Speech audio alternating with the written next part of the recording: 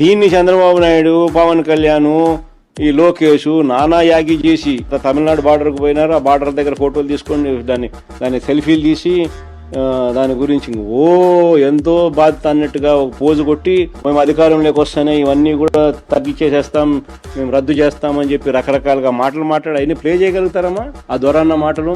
ఇవన్నీ కూడా ఎక్కడికక్కడ సమీక్ష చేస్తాం. పెట్రోల్ డీజిల్ కూడా ధరల నియంత్రణ చేస్తాం. పెట్రోల్ ధరల గురించి మీరు మాట్లాడారు. బాబు గారు వస్తే ధరలు మేము తగ్గిస్తాం. ఈ రోజు భారతదేశంలోనే నిత్యావసర సరుకుల ధరలు ఇంత శాతం పెరిగిందా ఏకైక రాష్ట్రం ఆంధ్ర రాష్ట్రం. దానికి కారణం పెట్రోల్ డీజిల్ పైన ఈ ప్రభుత్వం వేసే పన్ను. వీళ్ళ చేతగాంతనం వల్లనే నిత్యావసర సరుకుల ధరలు ఇంత పెరిగింది. సో మేము అధికారంలోకి వచ్చిన తర్వాత ఎట్టి పరిస్థితుల్లో మేము ధరలు తగ్గిస్తాం, మీకు పెట్రోల్ డీజిల్ అందుబాటులో తీసుకొస్తాం.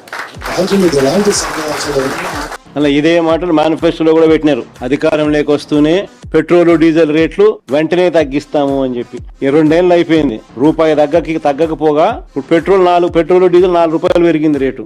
చంద్రబాబు నాయుడు గారి హయాంలో 2014 నుంచి 19 మధ్య ఏ రేట్లు అయితే ఉన్నాయో ఆ రేట్లే మా హయాంలో ఉన్నాయి. కేవలం ₹1 మాత్రమే మేము అదనంగా పెంచింది. అది కూడా కోవిడ్ లాంటి మహమ్మారి రాష్ట్రంలో ప్రబలుతా ఉన్న సమయంలో రాష్ట్రానికి రావాల్సిన ఆదాయాలు రాని పరిస్థితుల్లో రోడ్ల మరమ్మత్తు కోసం అని చెప్పి ₹1 మాత్రమే మేము పెంచాను. చంద్రబాబు నాయుడు గారు ప్రయర్ టు 2015 పెట్రోల్ మీద డీజిల్ మీద ఉన్న ట్యాక్సులు 31% వ్యాట్, 22.5% వ్యాట్. 5 ఫిబ్రవరి 2015 31% వ్యాట్ ప్లస్ ₹4 పర్ లీటర్ ఈయన మోదినాడు. 22.5% వ్యాట్ ప్లస్ ₹4 పర్ లీటర్ ఈయన మోదిందే. ఇది 2015 చంద్రబాబు నాయుడు గారు స్వయంగా జీవో ఇష్యూ చేసి మోదడం మొదలెట్టిన జీవో ఇది.